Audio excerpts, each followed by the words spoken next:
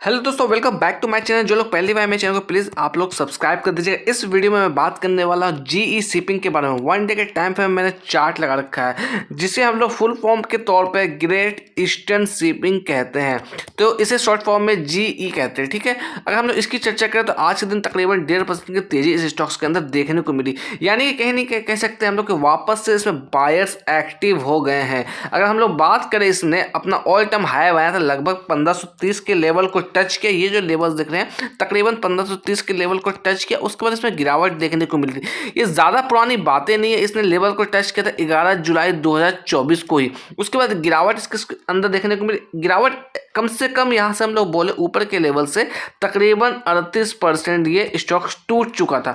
तो वापस से इस लेवल्स पे यहाँ पर कहीं ना कहीं बायर्स एक्टिव होते हुए दिख रहे हैं। अगर मैं बात करूँ किसी ने ऊपर के लेवल्स पे बाय किया तो थोड़ा सा मैं यहाँ पर वेट करने की बात करूँगा, क्योंकि अगर यहाँ पे एक दो कैंडल और बनते हैं, यानी कि कॉन्सोलिडेटेड रेंज में काम करती है ग्रीन कैंडल के तौर पे, तो कहीं ना कहीं हम लोग पूरी तरीके से जान जाएंगे कि बायर्स सच में यहाँ पर एक्टिव हुए, किस तरह का ये हमारे लिए ट्रैप नहीं है। तभी कहीं ना कहीं हम लोग एक्यूमुलेट करने के लिए या फ्रेश एंट्री की प्लानिंग करेंगे, अदरवाइज इसे आप इग्नोर करके चलेंगे। जिस तरह की गिरावट आज हमें देखने को मिली, उस बीच इस स्टॉक्स के अंदर हमें 1.5% की तेजी हमें देखने को मिली है। अगर मैं बात करूं समय में थोड़ा पीछे जाके, तो यानी कि कह सकते हैं साल 2023-24 की हम लोग बात करें, इसके लिए गोल्डन पीरियड रहा। जिस तरह की तेजी इसने यहाँ से दिखाई, तकरीबन हम लोग कह सकते हैं 430-438 के आसपास ट्रेड करने वाला स्टॉक्स में ऐसी तेजी आई, इसने 1500 के लेवल को टच किया।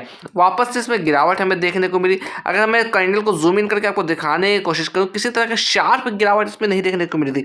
अगर हम लोग इसको यहाँ पर देखा जाए तो यहाँ पर देखिएगा, इसने यहाँ पर कॉन्संट्रेशन में काफ़ी दिन काम किया, उसके बाद इसमें शार्प गिरावट हमें देखने को मिली, बट ऐसी गिरावट ऊपर के लेवल से देखने को नहीं मिली है। तो ये कहीं ना कहीं अच्छी बात निकलती हुई आई इस स्टॉक्स के लिए। यहाँ पर कहीं ना कहीं बायर्स एक्टिव होते रहे, तभी तो ये शार्प गिरावट के साथ काम नहीं किया। यहाँ से गिरा, वेट किया, फिर पुल किया, फिर वेट किया, फिर पुल किया, एक कहीं कहीं डब्ल्यू पैटर्न बनाने की कोशिश की, मगर यहाँ पर देखा जाए तो एक शार्प गिरावट हमें देखने को मिली है। तो थोड़ा सा वेट करेंगे, मोमेंटम आने देंगे बायर्स का, तभी कहीं ना कहीं आपको इसके अंदर एंट्री करनी है। अगर मैं बात करूँ, ये स्टॉक्स अपने 50 डे मूविंग एवरेज के नीचे ट्रेड करता हुआ दिख रहा है। अगर 50 डे मूविंग एवरेज की बात करें तो इसकी वैल्यू तकरीबन 1100 के आसपास आती हुई दिख रही है। अगर 200 डे मूविंग एवरेज की बात करें तो इसकी वैल्यू तकरीबन 1129 के आसपास आती हुई दिख रही है। अगर यहाँ से कोई फ्रेश खरीदारी करते हैं और ये स्टॉक्स डाउन साइड में मूव भी करता है, तो कहीं ना कहीं आपका स्टॉप लॉस का लेवल जो होना चाहिए वो 900 का होना चाहिए। ये थोड़ा आपको यहाँ से डीप दिखाई देगा, बट ये स्ट्रॉन्ग सपोर्ट है। मैं थोड़ा सा कैंडल को जूम कर दूं, ये जो आप लेवल्स देख रहे हैं यही 900 का लेवल्स है, तो यही कहीं ना कहीं हमारा एक अच्छा सपोर्ट होना चाहिए डाउन साइड में। अगर मैं बात करूं अप साइड में रेजिस्टेंस लेवल के लिए, तो पहला जो रेजिस्टेंस लेवल नजर आता हुआ दिख रहा है ये लेवल्स है जो कि 1000 का है। नेक्स्ट लेवल्स की हम लोग बात करें तो वो होना चाहिए हमारा तकरीबन ये लेवल्स जो कि 1050 के लेवल का है। अगर चर्चा करें इसके अंदर अप साइड के लिए, तो कहीं ना कहीं इसमें थोड़ा टाइम लगेगा। क्यों टाइम लगेगा? क्योंकि कहीं ना कहीं जो भी बायर्स एक्टिव हुए हैं यहाँ पर, वो अपना स्लोली अपना प्रॉफिट यहाँ पर बुक करते हुए भी आपको दिखेंगे। तो टाइम लग सकता है ऊपर के लेवल के पास जाने के लिए, तकरीबन 1500 के आसपास जाने में समय लगेगा।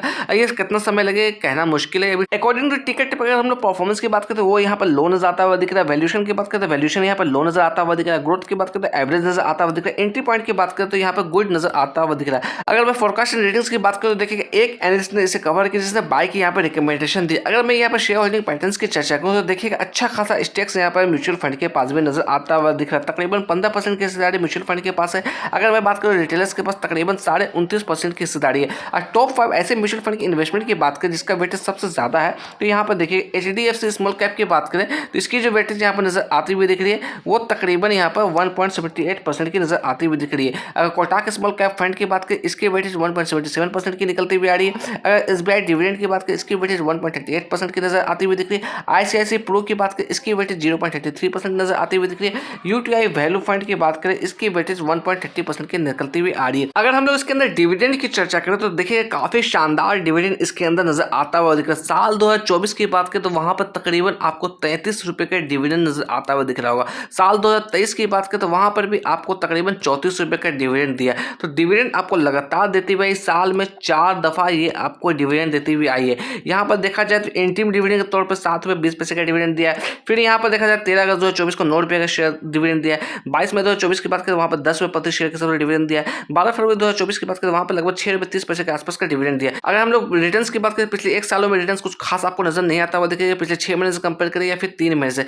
बट कहीं ना कहीं निचले लेवल से इसमें वापस से बायस एक्टिव होते हुए दिख रहे हैं, जो कि अच्छी बात निकलती हुई आ रही इस कंपनी के लिए। तो आने वाले समय में या फिर लॉन्ग टाइम में आपको कहीं ना कहीं आपको डेफिनेटली पैसा बना के दे सकता है। तो आप सोच समझ के इसके अंदर निवेश करिएगा, किसी भी तरह का जल्दबाजी में आपको निवेश नहीं करना है या फिर डिविडेंड के चक्कर में आपको निवेश नहीं करना है।